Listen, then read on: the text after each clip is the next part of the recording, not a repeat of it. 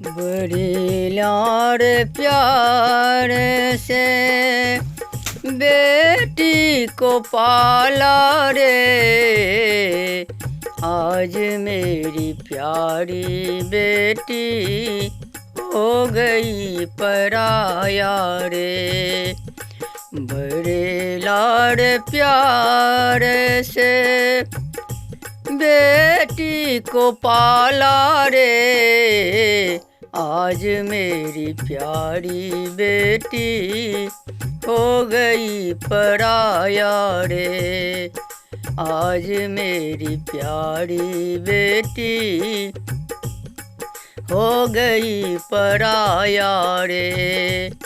दुअरे पे पापा रोए मोहफिल सजाए के, दुअरे पे पापा रोए मोहफिल सजाए के, अंगना में मम्मी रोए कोबरा लिखाए के, अंगना में मम्मी रोए कोबरा लिखाए के।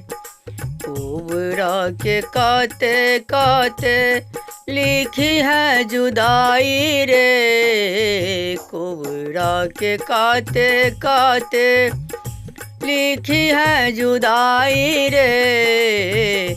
आज मेरी प्यारी बेटी हो गई पराई रे, आज मेरी प्यारी बेटी हो गई पराई रे। बड़े लाड़ प्यार से बेटी को पाला रे, बड़े लाड़ प्यार से बेटी को पाला रे, आज मेरी प्यारी बेटी हो गई पराया रे। आज मेरी प्यारी बेटी हो गई पराया रे। दुअरे पे भैया रोए कुर्सी सजाए के, दुअरे पे भैया रोए कुर्सी सजाए के, अंगना में भाभी रोए मेहंदी रचा